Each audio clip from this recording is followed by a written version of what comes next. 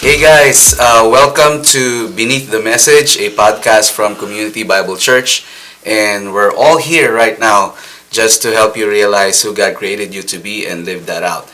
And we're always joined here with our lead pastor, Scott Johnson. And we have a special guest today. Hey. Very young couple. This is, by the way, Mark and Carla. Just so you guys know, they're part of our worship team. Mark is our what? Sound engineer. Wow. Yeah. That's really cool. And Carla is actually always behind the scenes of this podcast. So she's actually running everything. And then one day we're like, you should be probably part of this. So that's why they're here. Yeah, so we finished the series this week.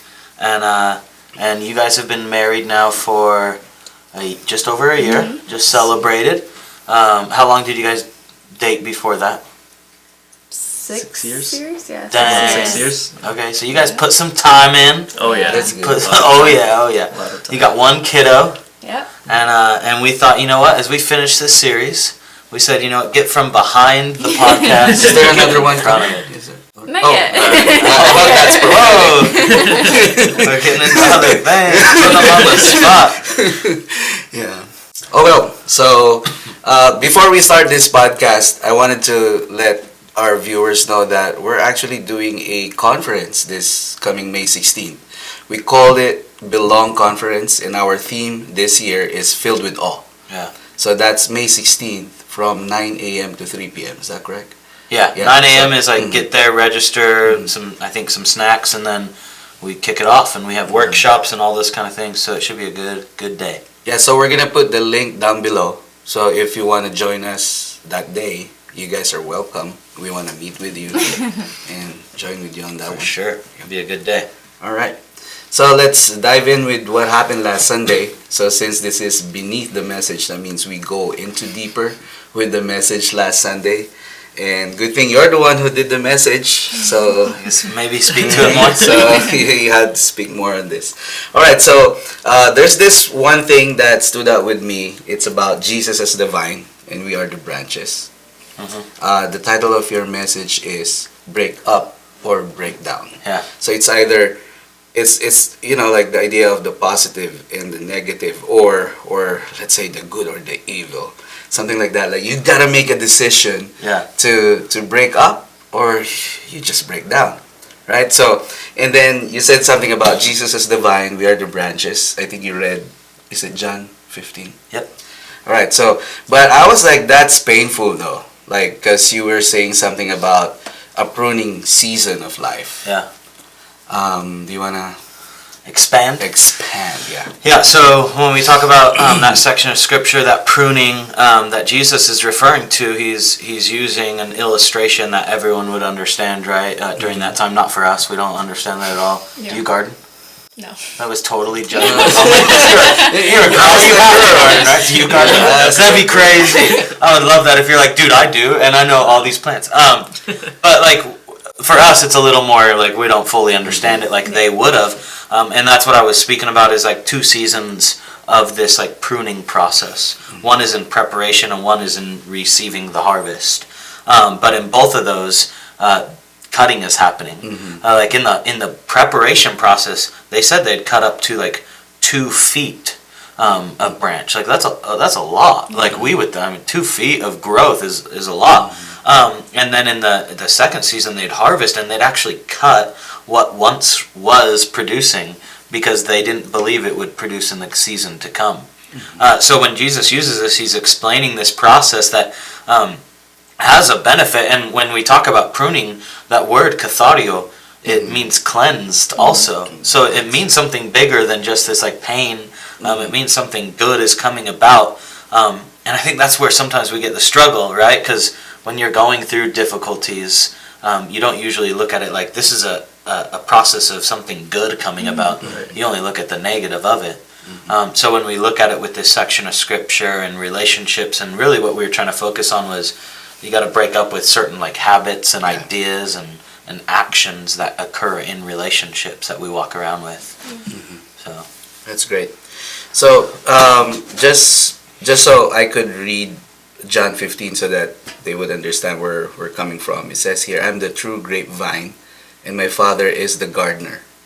So this is Jesus speaking. He said, He cuts off every branch of mine that doesn't produce fruit, and He prunes the branches that do bear fruit so they will produce even more. So I was like, goodness gracious, that's why sometimes it's really painful in life. Did you guys feel that sometimes, like when you're growing in a certain area of your life, probably God is part of that pruning season? Yeah, I think you definitely have to go through what is that illusion or illustration? Life's always going up and down, and so you have to go down in order to get back up. Yeah. So I think with every growth, you definitely have to go through that. That's hard good. trial. I don't know where it was, but this week, I think it was this week or last week, but I saw someone say something like flowers never grow on the hill, they grow on the valley. Yeah. So almost like this idea, also like valleys don't have to only be looked at as bad, Yeah. and also like sometimes valleys we look at as like, if I go down here then I can go back up. That's a good idea also, but like down here is where a lot of the growth happens. Right. Yeah. Like usually through our pains is a lot of where we've matured as well. Yeah. So that's a really good illustration for sure. Mm-hmm. And then we were assured in verse 3, it says, You have already been pruned and purified by the message I have given you. And Jesus said again, Remain in me and I will remain in you, for a branch cannot produce fruit if it is severed from the vine, and you cannot be fruitful unless you remain in me. So basically, we need to be remaining with Jesus' love. We're supposed to be like always in tune with Him. Right. Because without Him, we cannot do anything in life, basically. So that's good. So, and then you said something around this line. You said, don't hold the past when there is something better. God's doing something better in your relationship. And then you were doing an illustration, I think, about Uber. Yeah. This is not paid by Uber, by the way. Hope they do, but yeah, they can definitely. We can start doing commercials if they're willing to pay us. I'm sure they got some money. Yeah. But yeah, the idea of like Uber totally just blew up the whole scene of like taxi, right, and like get transportation, and like still government agencies and all are still trying to figure out how to tax them a certain way to get their money also, right, and businesses are fighting over what they can do. But we all look at it, most of us at least, and you don't see many people taking a normal traditional taxi anymore. Like things have changed. Like for most of us, like I just press a button on my phone, and even though that's not like you don't press buttons on phones anymore, you just touch a screen, and like a vehicle comes and takes you where you want to go. Things have changed, and for us in our relationships, we shouldn't expect what, like, you guys dated for 6 years. So, in a sense, you've been together for just over 7 years now. Yeah. You guys are not the same person as you were 7 years ago. Right, yeah. So if you guys tried to act like you did back then, Man. you guys you guys would have problems. Right. You got to evolve and change. And some of that still has to occur in all our relationships. We walk around with some of that baggage of, this is how I've always done it, like kind of a thing. And change is so vital and important. We have to break up with some of those habits so we can get to what's better, what's stronger. I like that. Don't hold the past when there is something better.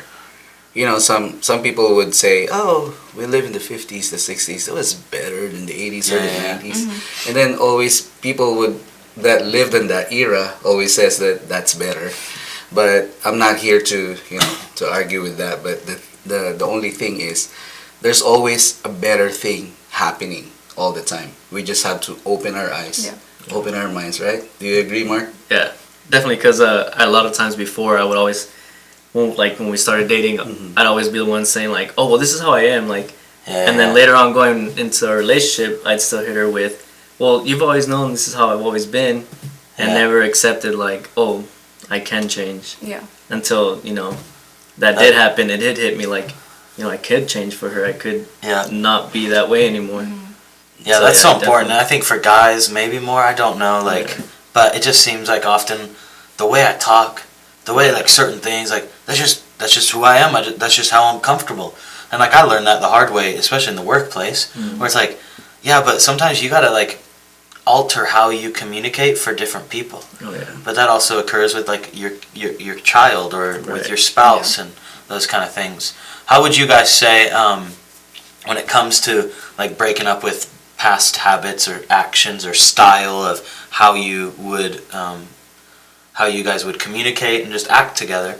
How over the time have you guys found beneficial ways to like grow and mature in that? So like were there straight sit downs like look, like I don't appreciate the way we talk to each other this way or that, or like how did you guys learn that? With me, I think a big one is like actual. You know, I always assumed in a relationship. I always thought she's gonna know what I want. You know, like she's gonna know me. She loves me. She's gonna know what I expect. But it comes down to I need to tell her the type of relationship I want to be. And then we had that talk, especially before getting married. Like, you know, this is what I want in the future. This is what I want to do for you, and this is what I hope. You know, not asking for anything really, but what I expect our family will become and stuff. You know, and to actually sit down and communicate and talk to each other and have like a full-on conversation about that's really good. The relationship is very important, I believe. Like that's vital in all areas. Yeah. Like because the way you say that is like that's for the church, but that's also for just business and all that. Like you need to set out in a sense your goals and your expectations, because then that's what you're going after. Right. So for you guys, it's like this is the type of family we want to be and we want to have, and the what we would like to experience. Now you know what target you're going for. Often we go through life without setting out those goals or communicating them, and then we're frustrated when we don't hit them. And it's like, well, if you literally turn off all the lights and you're blind and you can't see, you're probably not going to hit the target. Right. Like so, even in relationships, is like communicating that. And That's really good. I believe it really helps you grow, because you'd be shocked on how much you agree with each other with the things you want, and then you realize like, wow, this whole time I could have just. You're more unified. We could have gotten to this point way before, and so. Yeah, you're even more unified. And I'm not a confrontational person like whatsoever. So when it comes to like sitting down and having to like talk about stuff, like it makes me really nervous. You'd rather which not. is funny because like being a communications major and stuff. But no, just having to learn that okay, we need to sit down, talk it out, and just tell each other how we're feeling. Just be straightforward with it and not beat around the bush or anything. That's good. So you're not confrontational, is he? Yeah. So Yeah, when it that's comes how to arguments, you want to probably just like you deal with it. You don't really solve it, and you're like, I'd rather just sit and not deal with it right now. I'd rather just kind of let it boil or whatever. And he wants to deal with it right away. Yeah. I love it. Every relationship has one person that wants to do it the opposite way. Yeah, I love how God works that way. Yeah, I like to have time to like process my thoughts Yep, and yep, everything, yep. because otherwise in that moment my mind just goes blank and I have nothing to say. And you want to hash it out, squash it right away, kind of, right? Let's get this dealt with, but Yeah, here's the thing I've learned, because I'm you in arguments, and I learned that I need to be a little more like my wife, who wants to let it process, because when I go back to the conversation, I say my words a lot better than when I do in the moment. You know what I mean? Even if I'm not that mad, I'm like, let's just squash it. The words I use just aren't as good, and it causes more issue. Yeah. So there's like this nice, because you can't process for too long either. Right, So there's that nice middle ground, and I think that's why God does it the way He does it. Yeah. He's like, you're not that great, you're not that great, but together, you're going to be perfect. That's cool. Well, I saw firsthand last night. We played a game called Taboo. So what happened was, here's the problem. It was me and your son. So at first he was like, "Do you want to play with Carol?" I was like, "No, the two of us." And then little we know, like, it needs to be, you need to be with a relationship, or you know that someone, in order for you to win that game. Yeah. So we got killed. they played Yeah. us. You guys slaughtered them. Yeah, but it was funny. Me and Josh, we were like, I hope they don't fight when they come back home tonight. Because there were times that they were like really arguing, like, oh, you know this, you know this. You know, I love that. Because I've played some board games. Like I love board games, and we played some with a couple, and we were told later that the whole drive home was them arguing because of of the game. It's like, all right, maybe board games are good for relationships, but also be prepared. Yeah. Well, we won, so Yeah, it was but really they good. won. It was good. You walked away with victory. That's all that matters. Yeah, so let's backtrack a little bit. I want to ask this question to both of you because, you know, you're our guest and you guys are the couple here. So he mentioned something about you have to break up with fairy tales. So Did one of you live in a fairy tale before this Yes. relationship? I was well, I mean, I am a romantic. I'm very romantic, but and I love movies, so I always try to be the one to like make the relationship feel like a movie, you know, make it magical and stuff. But What kind of movie are we talking? You know, Is like this Aladdin? during. No, are we talking like during I'm talking about like Walk to Remember, Hallmark or whatever, right? Oh, Walk yeah. to Remember. Like you gotta wear flannel and. Yeah. No, you can't be Hallmark. That's done on a shoestring budget. I mean, That's accurate. it's sentimental. It's There you go. There you go. But yeah. How about you, Carla? I mean, we did go through that like fairy tale stage where it's like, you know, everything's like, oh my gosh, like this could so be in a movie. But then you hit those like trials, you know, where it like just strengthens your relationship, and you're like, okay, like maybe life isn't like a movie, but this is so much better because, you know, you're actually growing with this person, and you know, it's not like how you said, you know, like in Disney movies they go through one trial and then it's happily ever after. Yeah. But no, just being able to go through every single trial and strengthen each other within every single trial. And I think that's why we're at where we're at right now, because if we hadn't gone through that, then, I mean... So how did you look back on that real quick? So you went through one trial, and you guys like, oh, we still love each other, yay! Because you guys are how old at that time, probably? I was 15? Yeah, 15. Let's Come go on, there. Of course. Let's go higher. 16, 17. Yeah. You guys are like, oh, we're so in love. Yeah. And then you're like, oh, I gotta do my homework for school. Like, and then you go through some of those. Like, did you get to that point where it got hard and you got to a place where you're like, nah, maybe we're done? Yeah, I Oh, think... yeah. Big time. I think it was actually right before you left to England. I was in college. I was in San Diego. He was here in San Bernardino. So it was just like that long distance was really hard on us and stuff. Even though, like, even with traveling every single weekend over here, it was just, that definitely was a... Tension on it. Yeah. Yeah. For me, I feel like it felt like it broke pieces of Yeah. me, you know, like going through that. But then, like we didn't talk for a few months actually. Yeah. And then, as soon as I heard her voice again, just on the phone, I was like, I need to get back and fix this and make things right, you know. That's good. So when So it comes it's to like- fairy tales, Yeah, it's the expectations also. Yeah. What expectations, you don't have to give the details, but how have you dealt with expectations when things don't happen the way you guys expected? I think just learning to communicate beforehand. Because if you just communicate it from the start, then it's, you know, the other person knows exactly what you're expecting from them. Even though, I mean, that's also not fair of you to have to give them expectations. But at least they know where you're coming from and how you're feeling about it. Yeah, it's like talking out goals, that kind of stuff. 'Cause here's the biggest struggle that you can get to is those types of expectations where you're like, well, we're going to get married and have a $30,000 wedding, and then we're going to move into this nice house right away. And it's like, your expectations are also unrealistic for most relationships. Yeah. Like, you're going to start out in a beater home, like, and you're going to work your way up. That's how it works. So it's also like just making sure you're on the same page. Yeah. And I think that's where a lot of times is if you don't have proper communication, you have different expectations. Yeah. And when expectations aren't met, then frustration comes.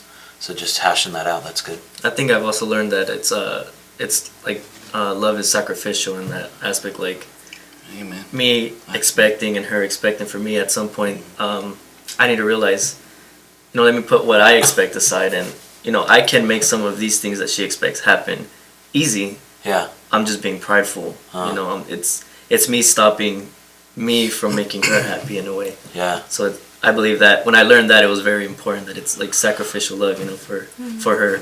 Yeah. That's good. Let's go, man. Great. So you said something, and it's this one. You said, choose love and compassion, not comparison and accomplishments. Yeah. You want to expound more on that? Yeah, I mean, for me, what that quickly hits is just like we look at other relationships and we go, I want what they got. And we do that in every area, not just relationships. We do that with careers. We do that with like kids. We do that with everything, right? Like, I want this, I want that, and we need to choose kind of what God is doing.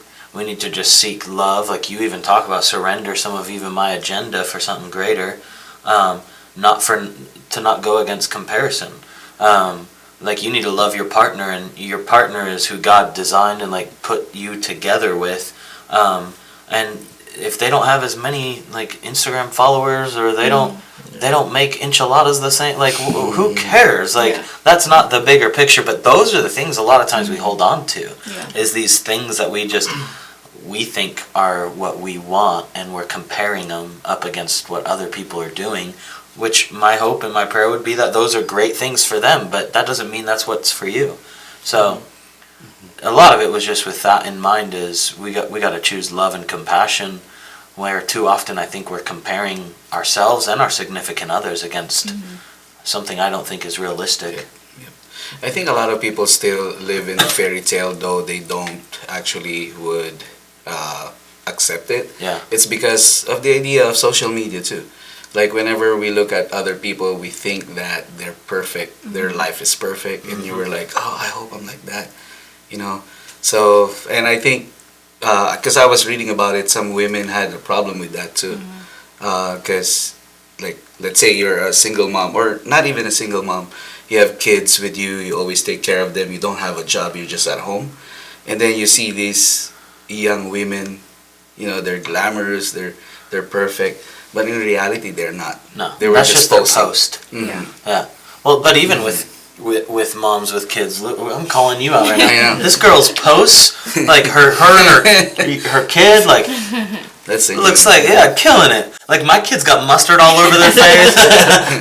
Her kid's like all model, like staring at the camera, giving the eye. Like it's like you can get to a place where. Your kid also is messy, I'm sure. Like you still are like waking up and your hair's all crazy. So sometimes though we only see one piece of someone's life, and we try to compare our whole life to that one post. And it's like, no, like you have great posts also. You're just looking in the mirror too when it's not time to post, and life is messy also. No one's usually posting their mess. We're posting the other things that we're excited about, which is okay, but we can't walk around comparing a post to our life. Just a side comment, I hate those posts. I woke up this way. Or that, isn't there some like push of like no filter or whatever? No filter. Hey, I'm like, I'm using that skinny filter all the time. I gotta do what I gotta do. Alright, so you have another point. You said you have to break up with feelings, and you said love is a decision and not a feeling. That's heavy, man. Yeah. So, I mean, honestly, our feelings are so misguided. So it'll often. deceive us, Like, I'm sure you guys can say this. I'm sure you can say this in your relationship. I can say it is, it didn't always feel like I wanted to stay in the relationship. It doesn't always feel good. It doesn't feel comfortable. Like, that's what we have to decide to do. And that's where that love is patient, kind, but then it's like, it's not envious. It continues to seek what is good and not bad. It's like fighting for the good. Like, that's what love is. So that's what a good relationship also is breaking up with the feeling and going after the action of love. Because feelings can be tough. Like, you know, we go through roller coaster of feelings. I think it's especially easy when you go through those trials that are easy to get out of. Where like it's a relationship trial where it's like, I can get out of this if I want to. Easily. That's when you hit, like you make that decision of like, the outcome of this, of me leaving and the outcome of me staying because I love her, it's like, that's when you make that love. I believe that's when you make that decision. I think that's brilliant. And I think that's where we do the most damage, is when we exit the area that's most easy to exit, we're missing the opportunity for the most blessing. Right. So it's like, at the end of the day, especially in relationships, right? It's like, we could just call it right now. And if you're married, like nowadays, we could just sign a piece of paper. Like, that's how easy it is. Like, I'm not saying it doesn't hurt and it's hard to go through, but end of the day, like, for many of us, we get to a place where that's the decision that seems most comfortable. And for some of us, it's not. It's other issues, right? But for a lot of us, we've allowed feelings to take us to a place that we needed to break up with a long time ago. So I think they make decisions with regards to how they feel. So that's when they had those kinds of problems. And I think since God called us to His own, we have this separation from the world where we understand it better. Yeah. That whenever we're in a relationship, it's not just us in there. God is in the middle of the relationship. Jesus is. So like what we read, he's the grapevine. I mean, He's and the source. He's the source, and we're the branches. So, in a sense, we're in a relationship within the relationship. So if we always remember that, then it's not just us who's supposed to be deciding on that, right? Yeah. Well, and that's where I think that scripture's so perfect. Is it's like literally, if you remain in me, I'm going to remain in you. But if you're apart from me, you're going to have issues. Yeah. And when we make these decisions and we go, well, it's easier just to make this decision, break up, whatever it is. Like what we're doing is we're taking control, and we're being the source for ourselves, and that's where we're apart from the main source, and we're going to experience the issue. Yeah. Well, again, we're not perfect in any way. So you said break up with failures, and you said your failures are not yours anymore. Yeah. So that I think goes with, it's because we're in Christ. Yeah. So His righteousness was given to us too. So in a sense, Christ looks at the church as forgiven and loved, right? And we're supposed to look at our spouses as forgiven and loved, and we're not supposed to walk around with the baggage of our past. And there's marriages that experienced adultery and issues and like all that, and they fought through it, and what they really need to do at some point, if they haven't already, for a blessing, is to also then recognize, hey, that's a past failure that we move on from. But if you carry that baggage, like, it's gonna be an issue, right? And the same would be like if you guys had an argument like 2 years ago, that somehow you still find a way to bring back into it. Talk about just grenade, like throwing it in and be like, see you later, like let's see what's happening here. Like, it's not gonna end well. And that's the same with our failures. Is if you're walking around with that, like, you're just walking around with things that aren't yours, but you're literally bringing around, and it's gonna be a mess. We need to be understanding that we were forgiven by God. And when He said we were forgiven, we are really forgiven.